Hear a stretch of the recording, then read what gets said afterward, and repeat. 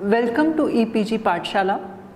I am Dr. Aparna Vatve, faculty at the Tata Institute of Social Sciences.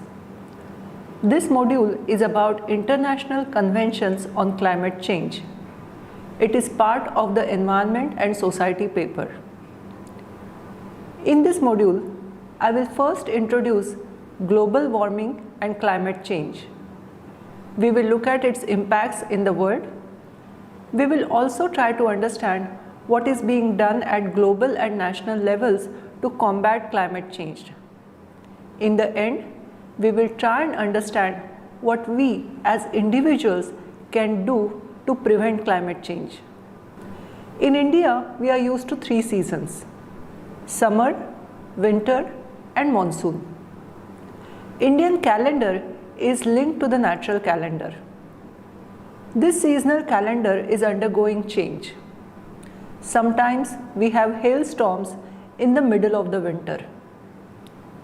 Dry and hot periods occur in the midst of the monsoon season. Cyclones, droughts, floods are a regular news on Indian TV. Older people find it very difficult to understand what is causing these changes. Unusually hot summers, heavy rainfall, frequent droughts disrupt the life of people. Everyone from farmer to scientist, rural and urban areas knows that the climate is changing. It is becoming more and more unpredictable all the time. Ecosystems, plants, animals and humans are all suffering from the climate change. It is now very difficult to predict what the future will hold for us. Climate change refers to the changes in the world climate caused by global warming. There is a marked rise in the global average temperatures near Earth's surface. Over last 130 years, annual global temperature has shown as increase. 10 warmest years on the record since 1880 have occurred since 1998. In the 20th century, the average sea level increased by 17 centimeters. Snow cover on the northern hemisphere was lost. Global warming was caused by the greenhouse effect.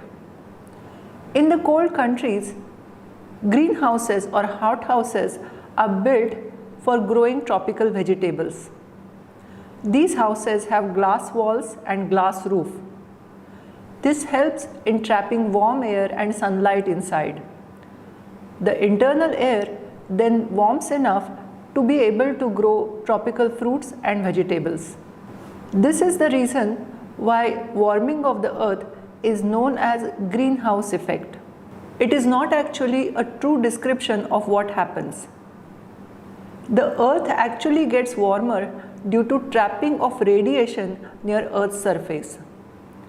This is caused by the increased level of carbon monoxide, carbon dioxide and other greenhouse gases like methane.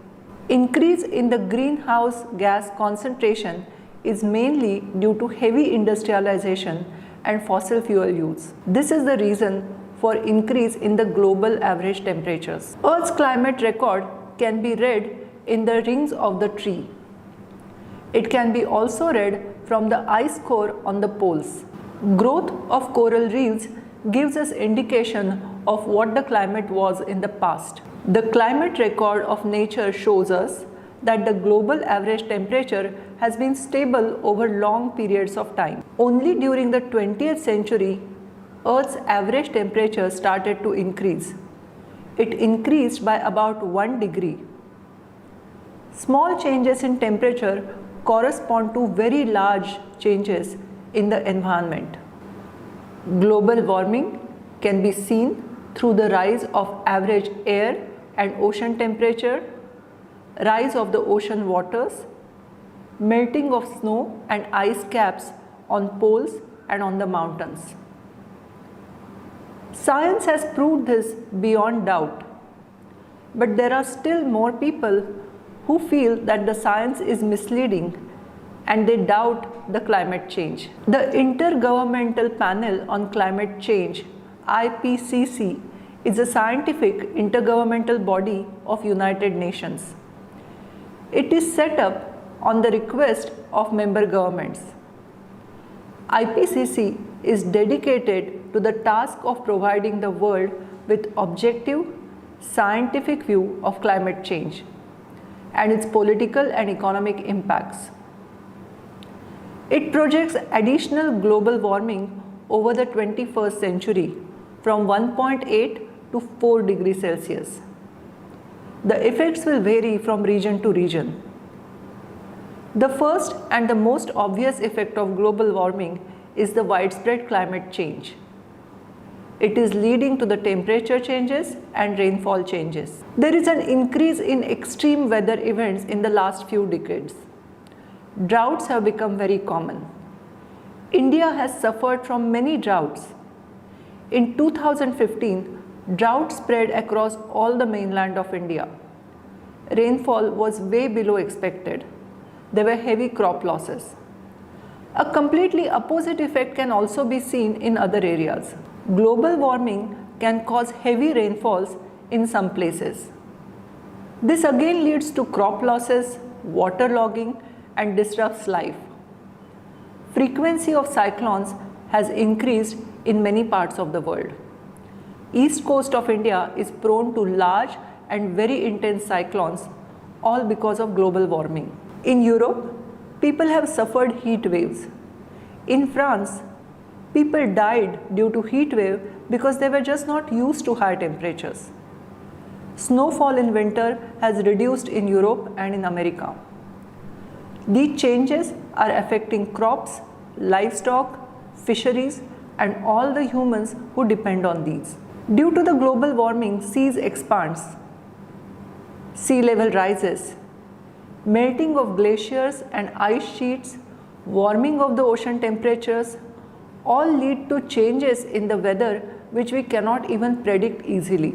The Arctic Ocean is expected to become free of ice in summer before mid-century. Several fragile ecosystems like coral reefs are bound to collapse if this happens. The natural biogeochemical cycles will suffer. Plant and animal breeding, dispersal, migration, pollination are all linked to global temperatures and rainfall patterns. Each of these will be affected terribly if climate change continues. Some of the plant and animal species are very specific to the microenvironment in which they live. Global warming will change these microenvironments and lead to extinctions. Amphibians, that is the frogs, are supposed to be in danger all over the world. Increased temperature can actually benefit disease vectors and pathogens. They can cause more diseases in humans. Malaria has spread in all the tropical countries. Quality of air, water, and food is already affected.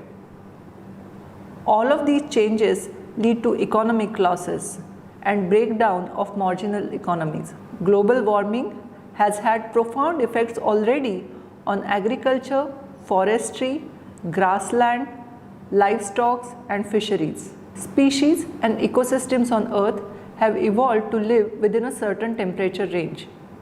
When it is exceeded over short time, they cannot adapt.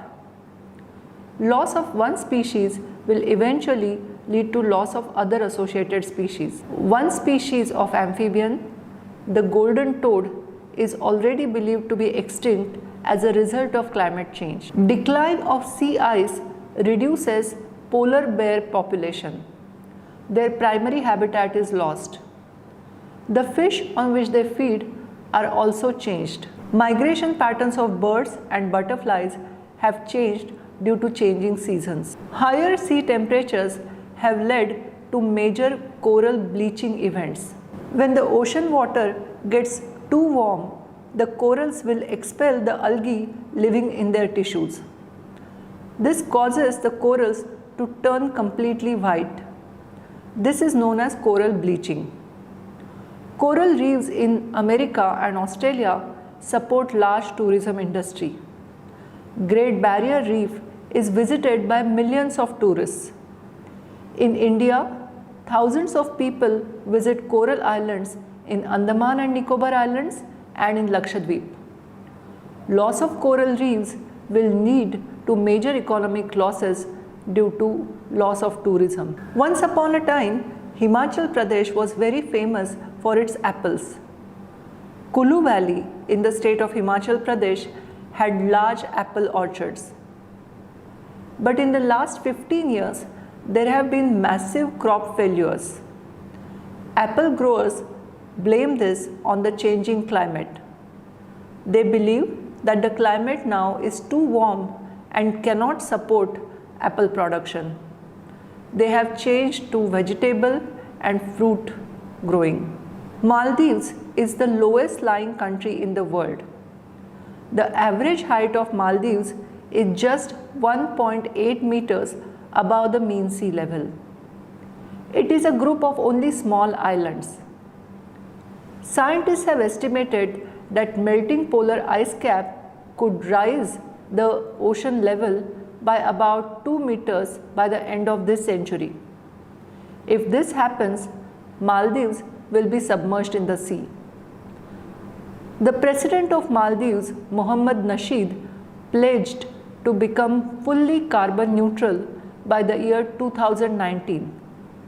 But it is of no use because the other countries in the world also have to reduce their carbon emissions. One single country cannot do this. Climate change poses a serious risk to poverty reduction and development. IPCC assesses that 20 to 30% of plant and animal species are in danger of extinction. So far, we have looked at what is global warming and what could be its effects on the world. Now we will look at some of the efforts ongoing to reduce the carbon and prevent global warming. The international response to global warming focused mainly on mitigation measures. They looked at reducing the greenhouse gases and enhancing carbon sequestration. Carbon sinks are the natural ability of trees, other plants and soil to soak up carbon dioxide. Plants temporarily store carbon in wood, roots, leaves and in the soil mass. Carbon sequestration can be increased by protecting natural systems and restoring the degraded vegetation. Plantation is one way of doing it. Use of efficient fuels can also help in reducing carbon dioxide. Renewable energy such as solar energy or wind energy can reduce carbon emission. Recycling of waste can also help. The United Nations Framework Convention on Climate Change, UNFCCC, is the main international policy instrument. It addresses climate change and aims to stabilize the concentration of greenhouse gases in the atmosphere. In 1997, UNFCCC supported the Kyoto Protocol. According to this, industrialized countries must reduce their combined emissions of 6 key greenhouse gases by at least 5% in relation to the 1990 levels. This should have been done between the period 2008 to 2012. Global Environmental Facility, Clean Development Mechanism are all playing a role in climate change mitigation and adaptation strategies. They address diverse objectives. They talk about priorities of the North and the South countries. Bilateral agreement between industrialized country and developing country mandates reduce greenhouse gas emission under this convention. Under the Clean Development Mechanism, industrialized countries must invest in projects that increase economic productivity and reduce local environmental problems in the developing countries. Many efforts can also be done at national level. We can shift to the renewable energy and transform our energy systems to cleaner fuels. This way, we can depend less on coal and fossil fuels. There is a need to increase vehicle fuel efficiency and try to use alternative fuels. In some parts of India, we have already shifted to alternative cleaner fuels. In some places, ethanol is being mixed with petrol to reduce fossil fuel use. Main responsibility of carbon reduction is with the government. It can make policies for cleaner technology, alternative energy, and reducing use of fossil fuels. At the same time, it is also important to reduce the deforestation of tropical areas. Developed and industrial countries are mainly responsible for the overuse of fossil fuels. Industrial processes contribute to the greenhouse gases, but it is the people living in developed countries are the ones who suffer the most because of climate change. Less developed countries need help to combat climate change. They require technological help and economic help. For such cases, financial mechanisms have been created. World Bank has funded biogas project in Nepal. The idea is to develop biogas use as a commercially viable, market-oriented industry. Biogas will provide clean fuel for cooking in rural households. Subsidies can help make biogas plant accessible to poorer households. Traditional fuel sources like wood, kerosene, and agricultural waste can be replaced by biogas for cooking. Every single biogas plant can reduce 4.6 tons of carbon dioxide equivalent annually.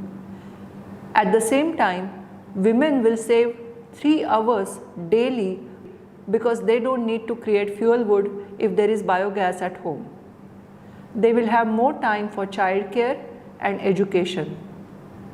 Biogas fuel stores also reduce indoor pollution and improve health of women and children. In 2016, Paris Agreement on Climate Change came into force. This agreement deals with greenhouse gas emissions, their mitigation, adaptation, and finance. It will actually start in 2020. So far, 137 out of 197 parties have ratified this convention. The first of this session was in Marrakesh, Morocco in November 2016. For the first time, Paris Agreement brought together all nations for this common cause. It wanted to take ambitious measures to combat climate change. Central aim of Paris Agreement is to keep the global temperature rise in this century well below 2 degrees Celsius above the pre-industrial levels. According to this agreement, it will try to strengthen the ability of the countries to deal with the impacts of climate change. It will support action by developing countries and most vulnerable countries in line with their own national objective. The agreement also provides for enhanced transparency of action and support through a transparent mechanism. India ratified Paris Agreement. India was one of the early entrants into this and could actually pressurize others into committing. Because of our population, we are the world's 4th largest carbon emitters. We are responsible for 6% of the global carbon dioxide emissions. China accounts for 28% because of its industrial growth.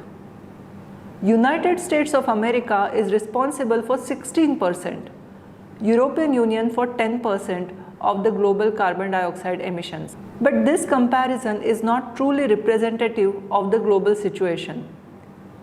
We need to look at per head or per capita carbon dioxide emissions. If we look at it this way, India has the 10th position.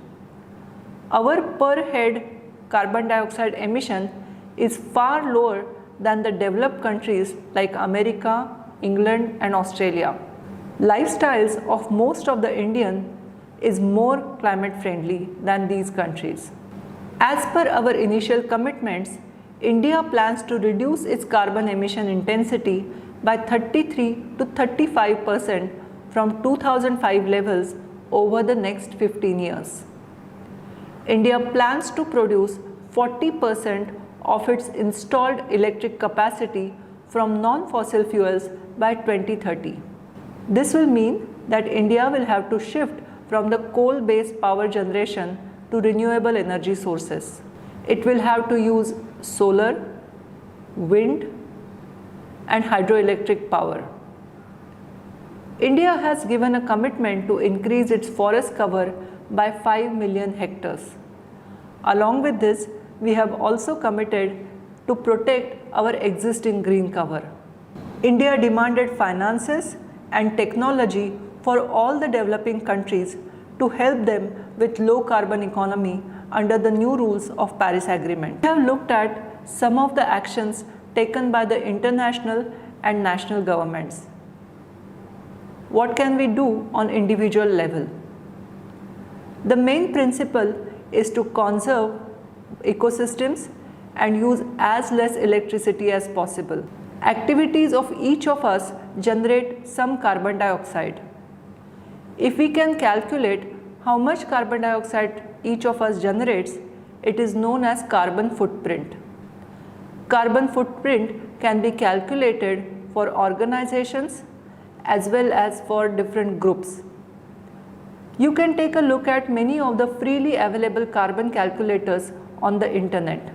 We have to take very simple measures to reduce our carbon emissions.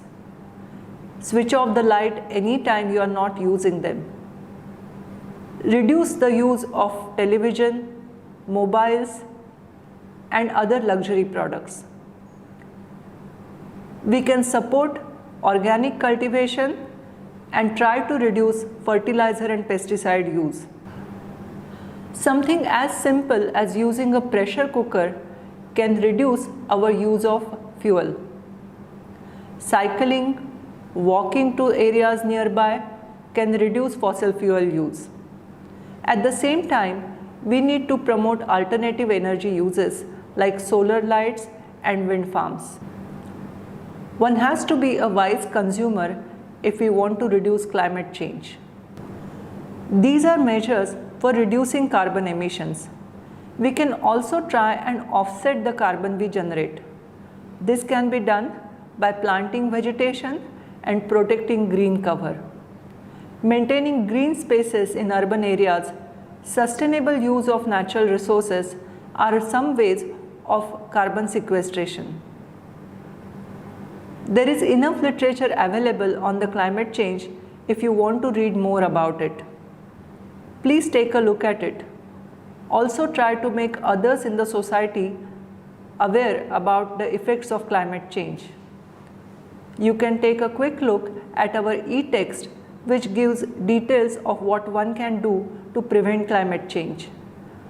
Essential reading section gives books, websites, and other material which gives information about global warming. I hope you have learned something about climate change from this module. Thank you for being with us.